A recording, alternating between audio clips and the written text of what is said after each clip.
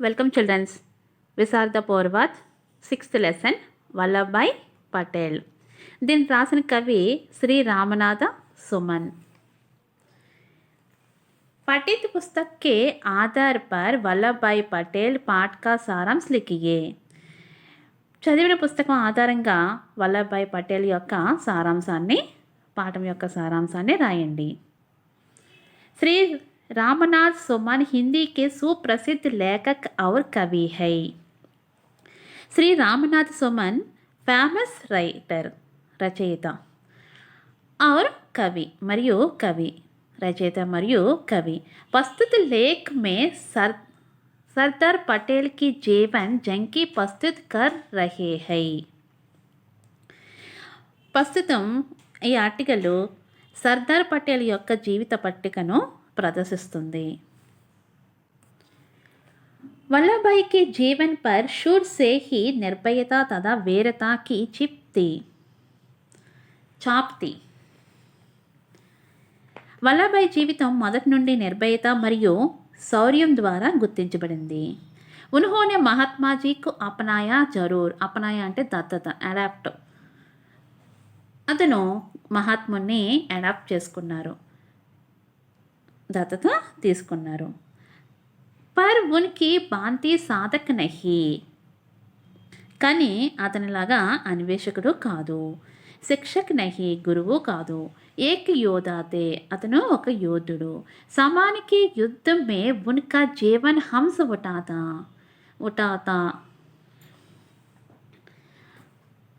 యుద్ధం ముందు కూడా ఆయన జీవితం ఎప్పుడూ కూడా హ్యాపీగా, యుద్ధం జరుగుతున్నా కానీ అతను యుద్ధం చేయడానికి మనం అయితే వెనకానికి వేస్తాం, కానీ ఆయన ముందడిగేసి ఆయన ఆ యుద్ధంలో కూడా హ్యాపీగా నవ్వుతూ ఉంటారన్నమాట। తబ్ ఉనికి వాణి మే ఆగ్, అతని వాయిస్ ఫైర్ అన్నమాట। వాణి మే ఆగ్ అంటే వాయిస్ ఫైర్। ఛతీ మే అంధీ కా సాహస్, అతని ఛాతీలో ధైర్యం। భుజావం మే పడక్, ఎవరినైనా సరే పట్టుకోగలిగే చేతులు అన్నమాట। ఎవరినైనా సరే పట్టుకుని వాళ్ళని శిక్షించడానికి రెడీగా ఉంటాయన్నమాట అటువంటి చేతులు। దిల్ మే ఉమంగోక జరూర్ రహతాత, అతని మనసు గుండెలో ఎప్పుడూ కూడా ఉత్సాహం అన్నది ఉంటుంది। యుద్ధకి బాద్ అత్యధిక శాంతి ముద్ర మే వే దికా పడితే, యుద్ధం తర్వాత అతను చాలా ప్రశాంతమైన భంగిమలో చేస్తారు। వల్లభాయ్ ఆగ్ సే కేల్నే చాహతాతే, వల్లభాయ్ అగ్నితోటి ఆటలాడుకునేవారు।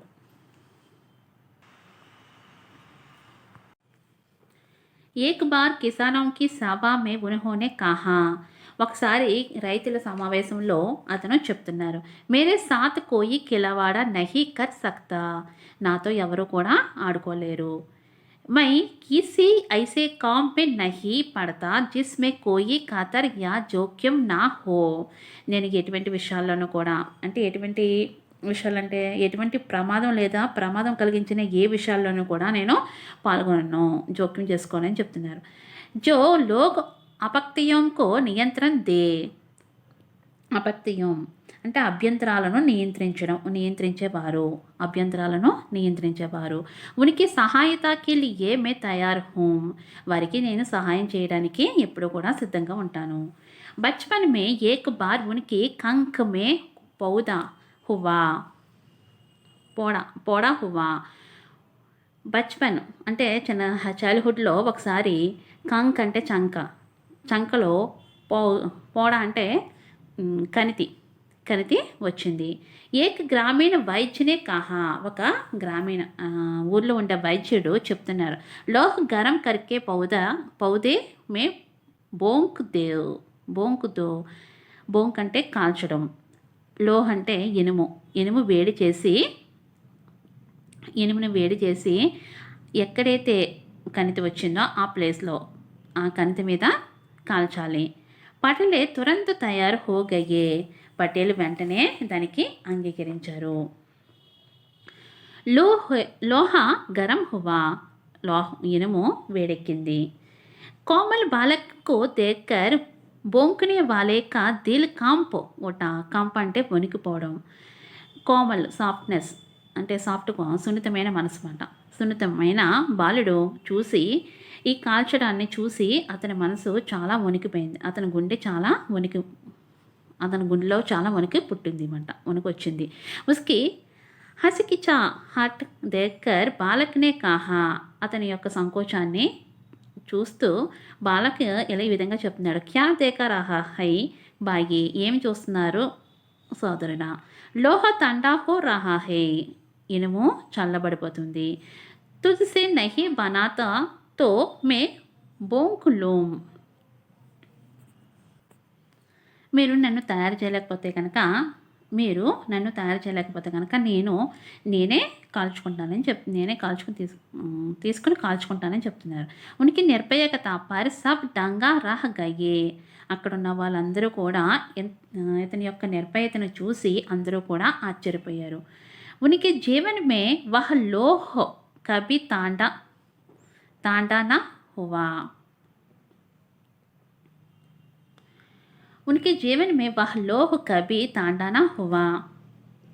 ఆ ఇనుము అతని జీవితంలో ఎప్పుడూ కూడా చల్లబడలేదు. షన్ భర్ కే లియే ఉన్కో లోకామన్యో और గాంధీజీ దోనోं की कसौट पर कसकर देखे. ఒక క్షణంలో లోకామన్య మరియు గాంధీజీ ఇద్దరుల మీద బోతార్ యొక్క అదే ఇద్దరు ప్రమాణాలను చూద్దాం. लोकमान्य की अगाधी विद्वत और राजनीतिक कुशलता उनमें नहीं थी. లోకమాన్య యొక్క లోతైన అభ్యాసం అంటే లోతైన జ్ఞానం మరియు మరియు ఆ రాజకీయ చతురత వారికి లేదు. లోకమాన్య రాజనేతేజ్ తే పర్ వల్లభాయ్ యోధుత సైనిక్ తే సేనాపతి తే. లోకమాన్యు రాజకీయ నాయకుడు కానీ వల్లభాయి ఒక యోధుడు, సైనికుడు, సేనాధిపతి. లోకమాన్యుకి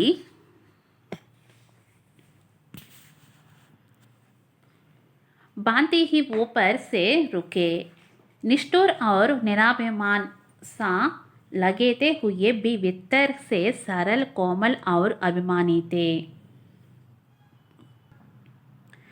లోకాభిమన్యు పైన చెప్పిన మాదిరిగానే మొరటగా, నిస్వార్థంగా మరియు ఆసక్తి లేని వారుగా కనిపిస్తారు. లోపల నుండి కూడా సరళంగా, సున్నితంగా మరియు అభిమానంగా ఉంటారు. వీరత ఉనికి దేవీతి. ధైర్యం అతని యొక్క దేవత. ఆవిడ సాహస ఉనిక అనుచరత. అతని యొక్క సాహసం అనుచరుడు. అతని సాహసం ఏంటి? అతని యొక్క అనుచరుడు. మహాత్మాజీ और వల్లభాయ్ दोनों में अंतर है. గాంధీ మరియు మహాత్మాజీ అంటే గాంధీ మరియు వల్లభాయ్ ఇద్దరి మధ్య తేడా. గాంధీజీ ఏక్ సాధక్ తే.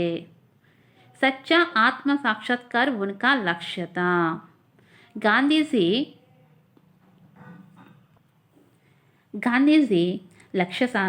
అన్వేషకుడు. అతను లక్ష్యమును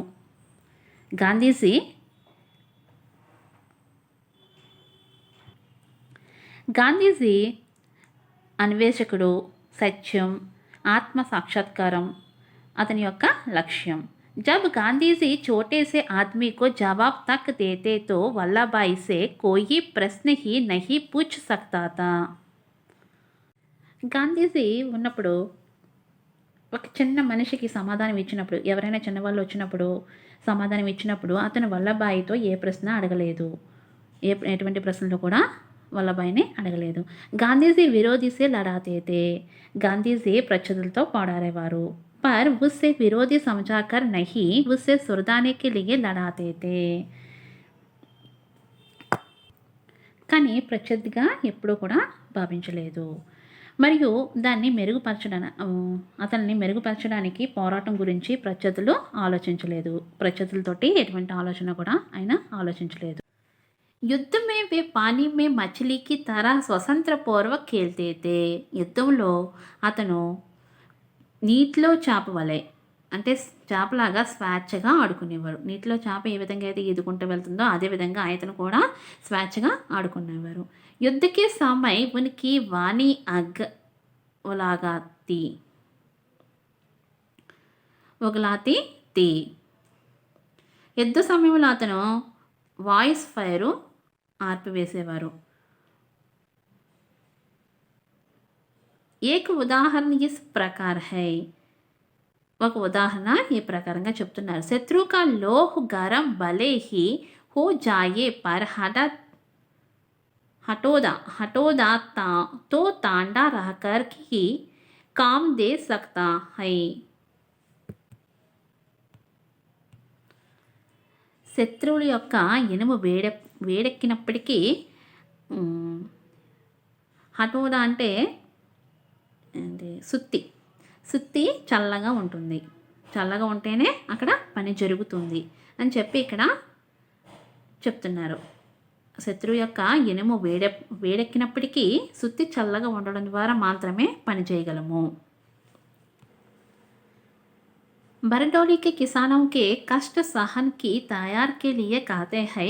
मरने की तालीम सिपाहियों को देने में सरकार को 4 महीने लगते हैं. బారోడ్లో రైతులు బాధలకు సిద్ధం కావడానికి సైనికులు చనిపోవడానికి ప్రభుత్వం ఇవ్వడానికి 6 నెలలు పడుతుంది. हमें तो सिर्फ मरना सीखने हैं. మనము చనిపోవడం అనేది నేర్చుకోవాలి. उसमें 3 महीने भी क्यों लगने चाहिए, 3 నెలలు ఎందుకు పట్టాలి. సర్కార్ జైలు మే మెహమాన్ చాహతీ హై, జైల్లో ప్రభుత్వం జైల్లో అతిథులను కోరుకుంటుంది. आप उसे మొహమాంకే మెహమాన్ దేనా, మీరు అతనికి అతిథి ఇవ్వాలనుకుంటున్నారా. గిరిఫాతేరీ కి समय उन्होंने जो कहा वह अस्मरणीय है. అరెస్టు సమయంలో అతను చెప్పినది మరుపురానిది. सरकार यदि यह समझाती हो कि मेरे पंख कट देने से मैं बिना पंख वाला हो जाऊंगा, तो यह विश्वास दिल देने चाहता हूँ कि वे तो वर्ष की घास की तरह नित्य उगाते जाने वाले हैं. అరెస్ట్ సమయంలో అతను చెప్పారు. అది చెప్పింది ఎవరో కూడా మర్చిపోలేనిది.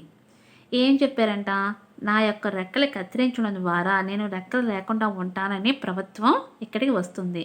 అవి వర్షపు గడ్డిలాగా పెరుగుతాయని నేను మీకు భరోసా ఇవ్వాలనుకుంటున్నాను. వల్లభాయ్ బోల్తే కామ్తే, వల్లభాయ్ చాలా తక్కువ మాట్లాడేవారు. కర్తే అధిక్తే, చాలా ఎక్కువ చేసేవారు. వే లెక్చరు పటాకరనే వాలే ఆద్మీ నహీతే, అతను లెక్చర్లను ఉపన్యాసాలను ఇచ్చేవారు కాదు. వహ్ గర్జనే వాలా మేఘ్ నహీ, వారు ఉరుములతో కూడిన మేఘము కాదు. బరసనే వాలే దువాందర్ తా, వర్షం పొగమంచుగా ఉంది. ఉన్కా మౌన్ గజబ్ కాతా, అతని నిశ్శబ్దం అద్భుతంగా ఉంది. వల్లభాయ్ కిసానంకో ఖూబ్ సమజాతే తే, వల్లభాయ్ కిసాన్లను బాగా అర్థం చేసుకున్నారు. ఔర్ కిసానోనే బి ఉన్హే ఖూబా సమజ్తా, మరియు కిసాన్లు అంటే రైతులు కూడా అతన్ని బాగా అర్థం చేసుకున్నారు, పటేల్ని బాగా అర్థం చేసుకున్నారు. కాకా కలేకర్ నే టిక్ హీ లిఖా, కాకా కలేకర్ సరిగ్గా రాశారు. జబ్ కిసాన్ వ్యాకుల్ హోనే లగతా హై, రైతులు కలవరపడడం ప్రారంభించినప్పుడు తాబు వల్లభాయ్ కా ఖూన్ కోల్నే లగతా హై, అతని యొక్క రక్తం మరిగిపోతూ ఉండేది, ఉడికిపోవడం మొదలుపెట్టేది. ఇసి దాదీకే కారణ్, ఈ కారణంగా వే గావం ఔర్ కిసానంకో అపనాకర్, గ్రామాలను మరియు రైతులను దత్తత తీసుకున్నారు. స్వయం కిసాన్ బన్ గయే, మరియు వారే రైతులుగా మారిపోయారు, ఆయనే రైతుగా మారారు.